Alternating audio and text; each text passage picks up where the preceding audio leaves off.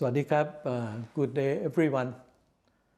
Today I will speak a bit about the current political situation in Thailand, namely the controversy on the amendments of the present constitution, as well as the amendment to the Criminal Code, Article 112 on lèse majesté. If you have been in Thailand for quite some time, or if you have been following the Thai political processes or happenings of the past 1 year, you would recall that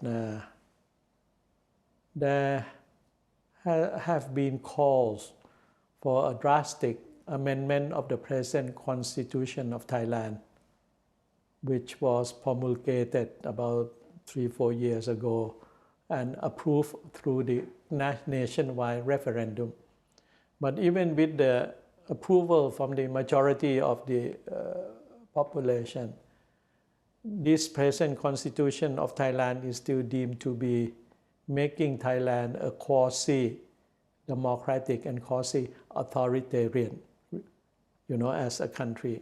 So there have been moves all along and call for the amendments of the constitution to make the constitution really democratic, or to make Thailand really a democratic kingdom. Okay, but the problem is that on the government side or on the conservative establishment side, all along they have been standing very firm, very entrenched that there should not be amendments at least to the first 7 articles of the Constitution that pertaining to the role and the position of the institution of the monarchy. And at the same time, I think even lately, the current Prime Minister of Thailand, General Prayut, has come out in a very strong manner that there should not be any amendment or any changes to the Article 112 on lèse majesté. And at the same time, there have been many court cases, against the people that have been talking about constitutional amendments and Article 112, and to the point that a few days ago, the Constitutional Court came out with a verdict to say that the movements and the pronouncements by the advocates of constitutional amendment and so on could be construed as an act of treason or the attempt to bring down the constitutional monarchy of the Kingdom of Thailand. And then that's, divide or split the society further and making more confrontational, uncompromising, basically between 2 schools of thoughts. The conservative one is more or less led by the current Prime Minister and the political parties that have been supporting him, and the conservative elements in the Thai society that would like to stand firm with no changes to the, first chapter of the Constitution, or to the 6-7 articles of the first 6-7 articles of the Constitution pertaining to the, the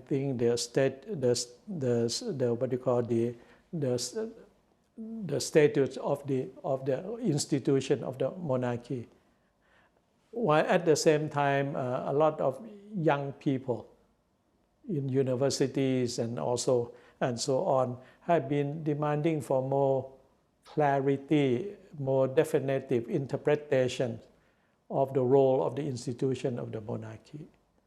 But there have not been any setting up of venue for intellectual, rational and open-hearted discussion, which instead of only going to the court, or to the Court of Justice or to the Constitutional Court to decide whether this act, this movement, this call, this petition is constitution or not constitution, or it is against certain, I think, articles of the criminal code and so on.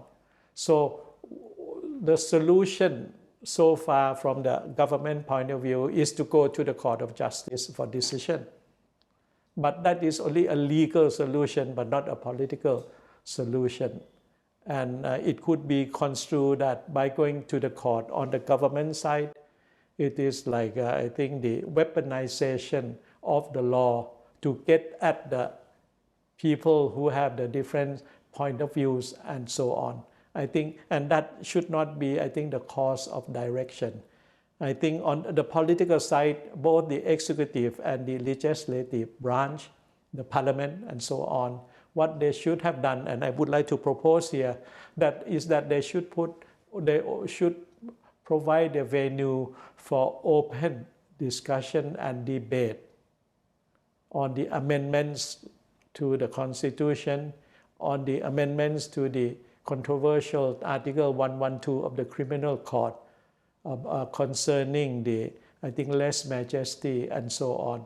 Could we have, I think, in the Thai society, open and frank, straightforward and respectful discussion and so on to come out with a compromise formula. On the question of the Article 112 of lèse majesty, in fact, inside the Constitution at the moment, it is stipulated that the institution of the monarchy, namely the monarchy, is above politics. And the institution of the monarchy and the monarch is the most respectful figure that should not be brought into the alleys of the political activities and so on. And anything to tarnish the reputation of the monarchy or the monarch and so on. I think the Constitution, by extension, already provides, I think, a basis for bringing the issue to the court. Maybe there is no need for Article 112 because the Constitution already provides I think, the umbrella for any action to be brought to the person that, I think, attempts to undermine or to tarnish the reputation of the monarch or the institution of the monarchy. Okay, so that's one thing that I think the Prime Minister as well as the Speaker of the House should be the persons to provide the venue for discussion. One could have, I think, debate inside the Parliament to air out the differences and as civilized people to come out with a consensus. And concurrently, the Prime Minister, the Chief of the Executive Branch, not only to bring the matter to the Parliament, but outside the Parliament, the government should be in the position to set up a sort of a town hall meeting for people with different ideas and so on, maybe opposing ideas. Never mind, but we are in an open democratic society. We should be able to talk to one another and have a civilized discussion instead of being, I think, having the rhetorics to, I think, create more heat and more confrontational posture. And instead of going to the Court of Justice that could be, I think, pressured by the society to decide on the case in favor of either side. So there could be a sort of the implicit political intervention on the impartiality of the court. And I don't think that going to the Court of Justice is the way out. It might only add more to the controversy and to the confrontation and possibly, I think, to the use of violence eventually. All of this could be prevented if the government, together with the Speaker of the House, namely the executive branch and the legislative branch, could get together and provide a venue, let me repeat, a venue for civilized discourse, a dialogue among all the stakeholders and so on. We can move forward. Why can't we move? In 1932, we ended the absolute monarchy. And since then, we have been having constitutional monarchy. And everything else in life is a process. And the process have come to a point where it must, I think, be discussed further to lessen the controversial issues, to settle the differences at the negotiating table, at the debating hall. I think this is what Thai people, civilized with long history of tolerance and so on, should be able to get together and have a frank, open discussion and find a common way out. And in that sense, I would like to call on the Prime Minister as well as the Speaker of the House, and I think also to all the political party leaders, not just to stand still and look at the whole thing from the judicial point of view. Let the court settle everything. I think that doesn't move the problem away. The court can make many decisions,